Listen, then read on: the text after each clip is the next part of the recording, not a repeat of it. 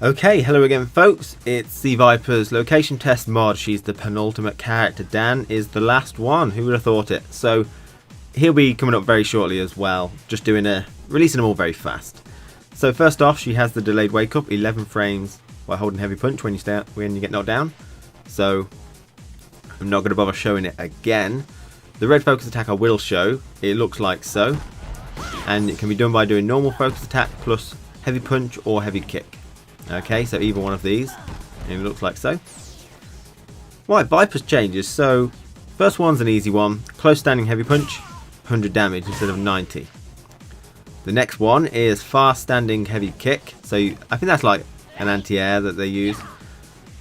The hurt box has been reduced, so that makes it a bit better of an anti-air. So it's only been slightly reduced, so I reduced the width by minus 0.05 and the height by minus 0.03.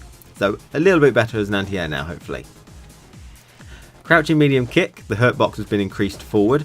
So I increased it by 0.1. So it reaches about that far now. Still clips through, but it only said slightly, so I didn't want to fill it up to the bottom of a boot, because then it looks like a really long range attack really. So only goes that far. Right, these ones confused me. Level 1 focus attack is now 23 frames startup from 26. So basically I made it so when you release the button it comes out a bit faster by 3 frames. I'm confused because some of these numbers didn't seem to correlate correctly. As you'll see from the next ones, level 2 focus attack is now 13 frames startup down from 17 after the button has been released. Okay, so when you get to level 2 it comes out a lot faster, as you can see. Okay, so that's hopefully 13, so I lowered that by 5. It wasn't 17 and it wasn't 13 according to my program. And level 3 focus attack, 68 frames startup, down from 70. So that's got to be surely the amount of time it takes to get to level 3. So I reduced the amount of time it takes to get to level 3 by 2 frames. Okay, so a lot of changes there. Some I'm not quite sure about. So level 1, if you just release, minus 3 frames, how fast that comes out. Level 2, minus 5, how fast that comes out. And overall, minus 2 frames to get to level 3.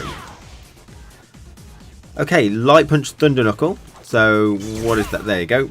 The hitbox has been increased forward, so I've increased it by 0.05 again. That's the slightly. So it reaches about there, which is pretty good really. Exactly where it should hit by the looks of things. And the medium punch thunder knuckle is plus 4 after FADC. Okay, FADC dash forward, it should be plus 4 on hit. So what I did is increase the hit stun on hit by plus 2 to make it seemingly connect by testing it against, like so.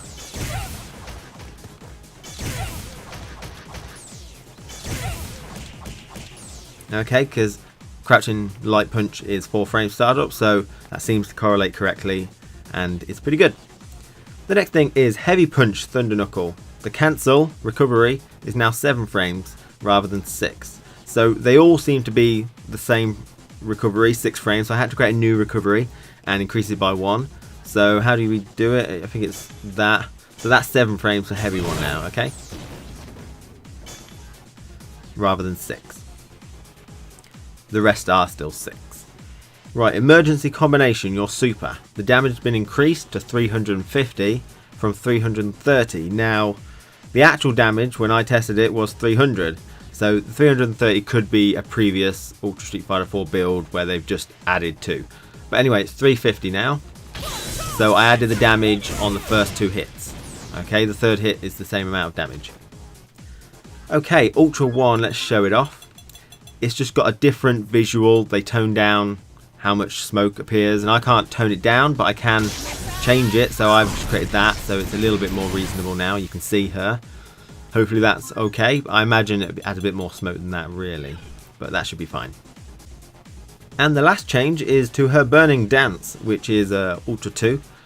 It's got 9 frames startup instead of 10. That's after the freeze frame. You have 9 frames. Hard to test because it's an airborne move, but I decreased it by 1.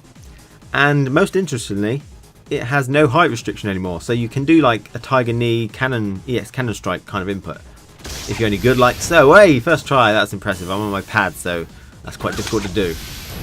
So yeah, you can do it very close to the ground now, like so.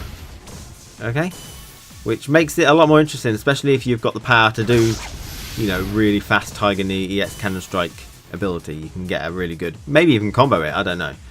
Anyway, thanks for watching, and Dan is next, and he is the last character. I will put him up shortly. Thanks for watching, and thanks for the support. So when you want to install my mod, you need to download the mod in the download link in the video, and then extract the file. You'll have your character name changes, so a nice readme to let you know what I've changed and how I changed it, and installation instructions if you don't want to listen to me. And you'll have a character name.bac and character name.bcm. So the next thing you need to do is find your Capcom directory, because your Super Street Fighter 4 files will be in there. Mine's in the C drive in program files, but if you bought it on Steam, it'll probably be in your Steam directory somewhere. So you go in to Super Street Fighter 4. Now you've got some patch 1.07 and patch 1.06. You need to find the one with your most up-to-date character. For example, if we were doing Sagat, his most up-to-date one would be in 1.07, as well as Ryu, Yuri, Dudley, DJ and Cody. But most characters are in 1.06. The character I'm doing is in there, and most characters are. I'll mention it if it's in 1.07. So you go in, and then you go into Battle, Regulation, Latest AE, and then you find the character we're doing. I'm doing Bison, which has got the name Vega at the moment. And so you'll have the character name.bac, character name.bcm, and all you need to do is, I recommend making a backup and copying those files in and rename them original, just so you got them as backup. And then you just copy over my ones into there, and that will allow you to play as my modded version in arcade mode, training mode and versus mode. So you can have some fun. If you've got local friends to play with, you could update two characters that I do and then fight against each other with the new changes. That would be quite interesting. Anyway, so thanks for watching, and I hope that has helped.